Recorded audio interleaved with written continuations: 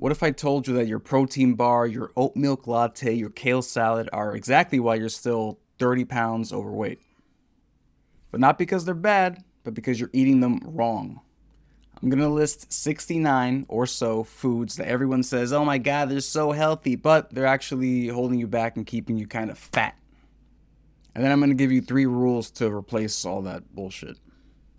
By the way, subscribe or else. Let's start where tech workers and a lot of people mess up. And that's breakfast, first thing in the morning. Most people skip breakfast, which is fine if you're not going to overeat later, which you probably are. So maybe you should eat some breakfast. But if you do, you might be making the mistake of eating something healthy. Like, let's say, a lot of granola, oatmeal, smoothie bowls, almond butter, toast, protein bars for some of you. Now, these things aren't bad, as you can guess, but if you're eating them first thing in the morning to make you full, that's not going to work. Almost all of these lack enough protein to satisfy you. So if you're eating this at 8 a.m., you're probably going to be hungry by 9:30. And then when you're at the office or when you're at home, you go for the snacks. I'm talking the Kind bars, RX bars, almonds, mixed nuts, trail mix, dried fruit, protein chips, veggie chips. Now, as is the theme here, these aren't bad on their own. In fact, I love some of this stuff. RX bars are great. Veggie chips are awesome, even the veggie straws, I love those. But the thing is, these are designed to be eaten in one sitting. They're snacks, but you're eating a shit ton of them. Because they're not very satisfying. And the portions are all fucked up. You ever look at the back of these snacks and you're like, oh, it's only 100 calories per serving. Wow. And then you look a bit closer and it says 4 servings per bag. Like, what the fuck? I used to eat those Lenny and Larry cookies, the big fat protein cookies before. And I'd look at the back and I see, oh, yeah, like 220 calories. Pretty good, pretty good. It took me a few times to realize in the back, 2 servings per cookie. I'm like, what? Fuck, this is 440? I mean, at this point, it's not worth it. So I don't really eat those anymore.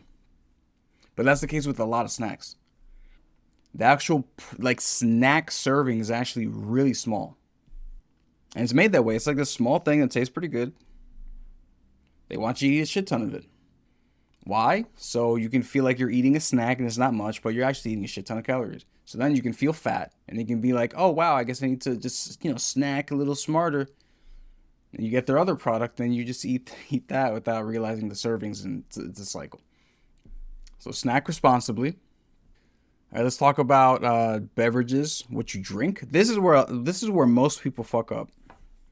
This is where a lot of people take in way too many calories without realizing it. The worst offender is obviously coffee. Now, if you're drinking, black coffee in the morning, you love caffeine for some reason.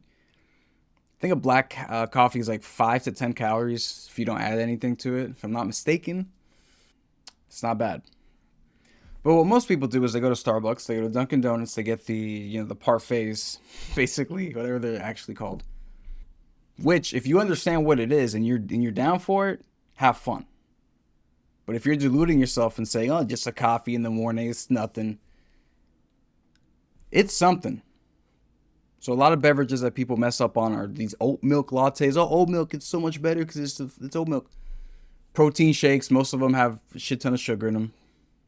Same goes for smoothies, green juice, all this other shit. Basically, you're drinking in a lot of sugar. Now, sugar isn't necessarily bad. Fruits are full of sugar. Fruits are great. Thing is, your body really likes sugar. Your brain's like, oh, give me more of that. So when you're drinking a bunch of sugar, first of all, sugars are carbohydrates, which compared to proteins and fats are not as filling. And they taste pretty good. So your body's like, I love it. I'm going to keep consuming it. And I'm not getting full. So I'm going to keep consuming it. Every chug is like 45 calories. Just boom, boom, boom, boom. So you can imagine, it's not great if you're overweight and trying to not be overweight. Most people are getting in like 2, 3, 4, 5, maybe 600 calories through just drinking stuff. Seriously, think about it. Next time you just pick up a soda or whatever, look at the back. If it's not a zero or a sugar free, whatever it is, it's probably going to be over 200 calories for that thing. Now, if you can fit in your budget, that can be okay. But if you're wondering why am I not losing weight, you're drinking a shit ton of calories. You're filling up your budget with empty stuff that does not fill you. And then lunchtime hits. You go to fucking McDonald's. You go to whatever. You pick the healthy option at McDonald's. You pick the fucking salad at McDonald's, or the salad somewhere else. Which, yeah, I'll get into the salads a bit later. But you're going for a quote unquote healthy option for lunch. So you might go for veggie burgers, Beyond Meat, tuna salad, quinoa bowls. Now, most of this stuff can be part of a good diet. The thing is, a lot of it is calorie dense as hell without you realizing it. And in the case of veggie burgers and Beyond Meat, they're mostly ultra processed, which means that they're not going to fill you very well, especially because they're not real protein most of the time. It's mixed in with other stuff. And I'm not saying, hey, vegans, get fucked, eat a cow. I'm saying if you're going this route with a burger replacement, just know a lot of times it's not meant for health or filling you up. It's just meant to kind of replace the feel or taste of meat. That's the main priority. Can we trick these fatties into thinking this is a real chicken nugget or a real burger? Cool, do that. Whatever you gotta do. That's the main goal of that. So there are trade-offs. It's not gonna be super filling. It's probably not gonna be healthy either. For tuna salad, a lot of it's just filled with mayo. And don't get me wrong, mayonnaise tastes good, but a lot of it is it's just oil, which can be okay, but it's high as fuck in fat, which means it's high in calories because each gram of fat has 9 calories. So chill. Let's get into salads in earnest. So you got Caesar salad, kale salad, Greek salad, Cobb salad, all these salads. Now you might be thinking, Kevin, what the fuck are you talking about? Salads are awesome. They're low calorie. They're great for you. Yes, if you use the correct dressing, they can be. If you don't sprinkle them with bacon, they can be great. Thing is, most people are like, ugh, vegetables, they're boring, ugh. So you just dunk a bunch of fucking creamy shit on it that gives it flavor. To the point where you're eating dressing with a side of soggy green stuff in it. If you took a salad that was, let's say, 560 calories, and you remove the dressing from it, the normal kind of dressing where it's like ranch or Thousand Island or whatever the normal creamy ones are, that salad would probably be almost definitely less than half of that many calories. I personally would recommend like a vinaigrette or balsamic type of dressing where it's pretty minimal. Because at that point, it's almost free calories. It's like obviously the dressing adds a bit to it even then, right? But if we're talking lettuce and the other stuff, it's so low calorie. It gives you so much fiber and fills you up. It's just a you kill it when you douse that shit in that weird dressing. You kill the whole point of it. You just add a shit ton of fat and calories to it. Which, if you love, that's cool. But just know you're filling up your daily calorie budget with stuff it's not very helpful in terms of making you full. And then this is related to snacks, but we're going to talk about desserts, sweets, the snacks that you don't kid yourself into thinking are good. I'm talking dark chocolate, protein cookies, those energy balls, drinking honey, which some people do. Like, all of this can be fine, right? The thing is, this basically falls under the snacks category, but with way more sugar, which means way more extra carbohydrates, which do not fill you up. And that is the main takeaway from all these foods that I'm listing. Due to marketing or whatever it is, you think, oh, these are good. If I eat these, I will lose weight. The thing is, the way that these foods are or what they come with, they add a shit ton of calories and they remove a lot of satiety. So not only are you messing up your calorie budget, but you don't feel full. If you fill up your calorie budget and you feel full, that's great. That is ideal, actually. But if you're piling on the calories and you're still hungry, you fucked up somewhere in your food choices. Or rather, you chose the non-ideal options when it comes to food. And now you're going to suffer for it by either feeling hungry or resisting all day. Oh my God, I need to eat more. Or just giving in and eating a bunch and then feeling bad. And some of the stuff that's marketed is very good. Like I said, these energy balls or protein cookies or whatever. They're mostly, oftentimes, they're just candy. And they just have a little more protein in it. Seriously, go to the store, look at something that says, oh, high protein. Check the back before you buy it. Usually it's going to be like 4 grams, 6 grams of protein for whatever it is. If you're lucky, maybe you even get a double digit. You get a 12 grams or something. But most of the time, it's not worth all the excess calories and sugar that it gives you. The issue with a lot of this stuff is that many people kid themselves into thinking this is the ideal way to lose weight. Marketing says this is high protein, which means I lose weight because protein equals healthy and good. Now, protein usually does equal healthy and good. Thing is that they're giving you this good thing on top of a wheelbarrow of shit. All right, shit is too rough. But they're giving you a bunch of stuff that you didn't ask for, and it's not helpful. Actually goes against your goal. All right, so everything sucks, whatever, right? Or rather, the way that you're using all this food, it's not ideal, right? A lot of it is actually pretty good.